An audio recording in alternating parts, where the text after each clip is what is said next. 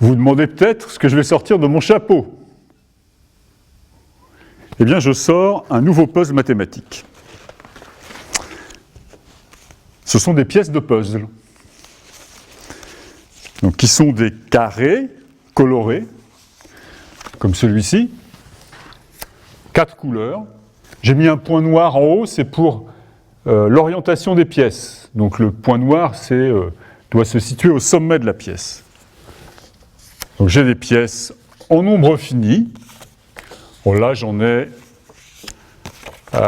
7, c'est ça. Et je dispose d'autant d'exemplaires des tuiles ou pièces que je veux. Par exemple, bon là je ne peux pas les mettre toutes bien sûr, mais je vais en mettre un certain nombre. Voilà. Etc. Donc s'il y a besoin de plus de pièces, là je les ai sur la table, on en a une réserve indéterminée. Alors, quel est le problème ? Bien, je place une des tuiles à droite, et ensuite, pour placer des tuiles adjacentes, je dois respecter les couleurs. Par exemple, ici, si je veux mettre une tuile à droite de celle-ci, la couleur de droite de la tuile de gauche doit être la même que la couleur de gauche de la tuile de droite.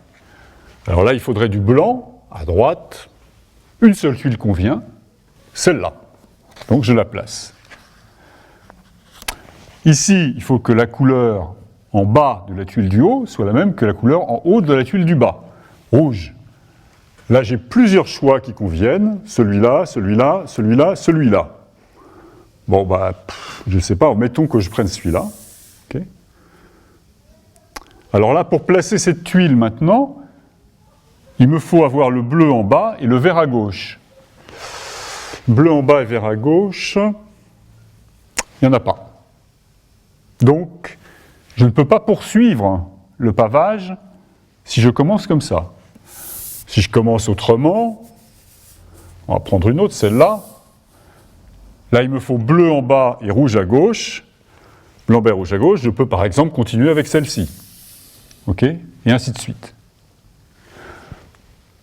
On se pose alors les problèmes suivants. Premier problème.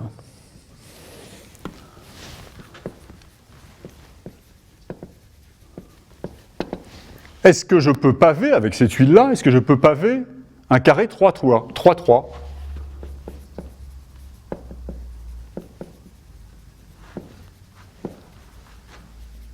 Bon, vous pouvez y réfléchir sur cet exemple, c'est un petit puzzle aussi intéressant à résoudre en lui-même. Est-ce que je peux paver le plan ? Bon, là, il faudra peut-être quelques outils pour répondre à cette question. OK ? Ou un autre type de problème.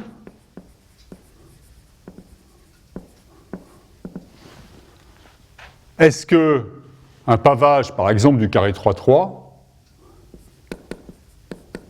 entraîne que la tuile que j'ai placée dans le coin à gauche, en bas, c'est celle-là, et celle-là, c'est la tuile T1. Voilà. Bon, je vais prendre la tuile T4 plutôt.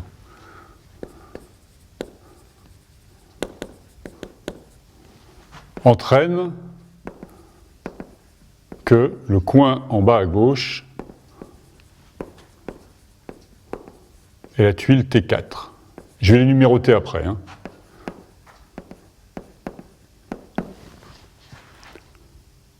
Alors, pourquoi est-ce que je pose ce puzzle mathématique ici ?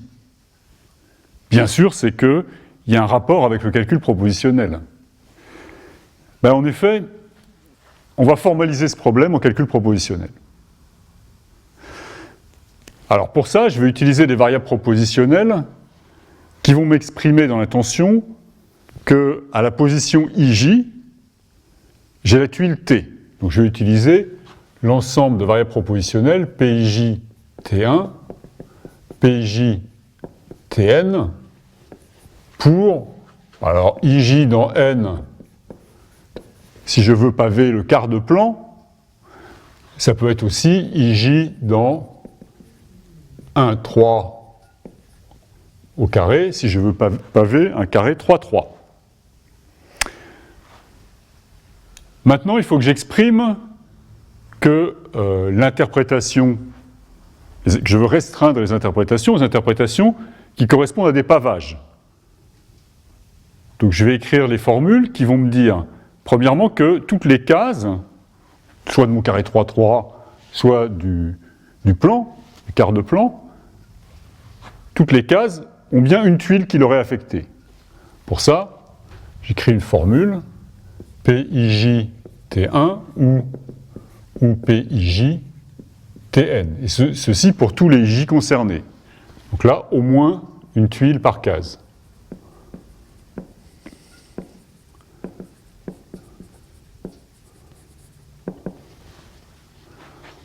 Ensuite, je ne veux pas qu'au même endroit, il y ait deux tuiles.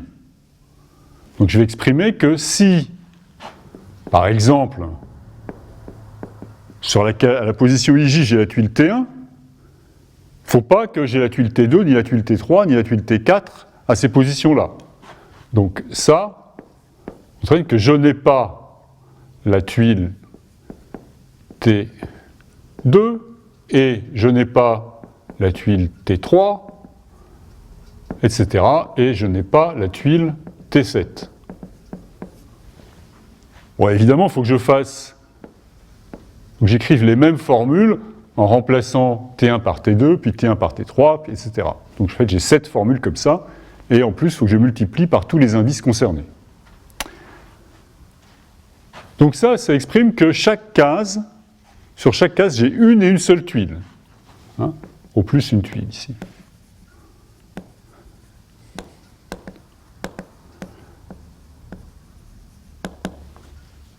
Ensuite, il faut que j'exprime les relations de compatibilité entre les couleurs. Alors, on va prendre un exemple. Je vais prendre celle-là. Okay, celle-là que je vais appeler T1. Donc, je l'écris ici, T1. Je prends celle-là. Donc, si j'ai à la position IJ, j'ai la tuile T1, ça veut dire que quand je veux placer une tuile à droite, il faut qu'elle ait un bord gauche qui est blanc. Et il y en a qu'une, on a vu qu'il n'y en a qu'une, c'est celle-là, c'est la tuile T3.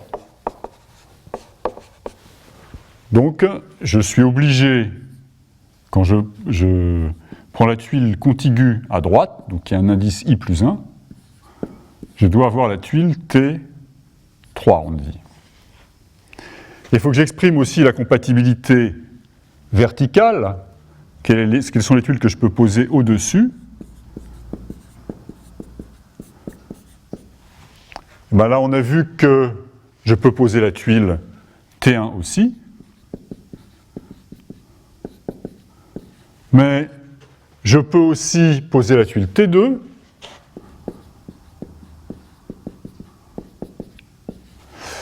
Je peux aussi poser la tuile T3 et la tuile T4.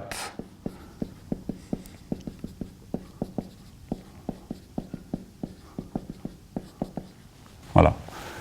Donc là, j'ai exprimé les relations de compatibilité pour la tuile T1. Évidemment, il faut que je fasse la même chose pour chacune des 6 autres tuiles. Et pour chacune des positions IJ. Donc là, évidemment, j'ai supposé que I, si c'est un pavage 3-3, que I, c'était pas égal à 3, puisque j'ai pris un indice 4. Un indice I plus 1. Alors, maintenant, revenons au problème qu'on se posait ici. Comment ces problèmes se traduisent-ils dans ce formalisme-là? Comment est-ce que je peux exprimer le pavage d'un carré 3-3 en utilisant ces formules? Ben, le problème 1,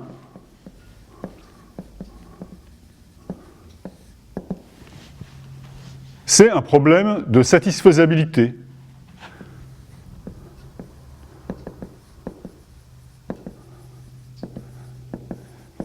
Donc c'est la satisfaisabilité des formules qui correspondent au codage du pavage du carré 3-3.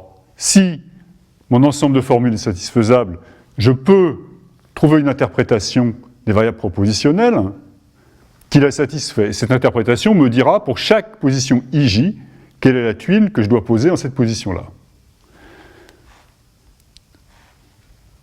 Le problème 2, pour le problème 2, c'est le Entscheidungsproblem.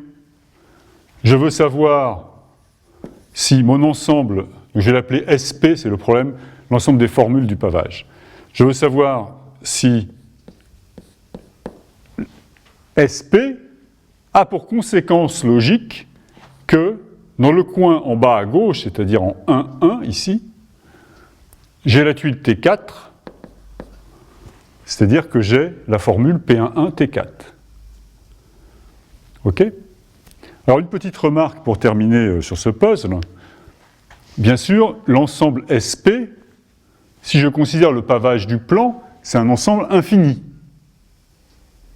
Quand je considère le pavage d'un carré 3,3, c'est un ensemble fini, puisque l'ensemble des indices IJ varie entre 1 et 3, alors qu'ici, il varie dans les entiers. Voilà. Je vous laisse ce problème pour la prochaine fois.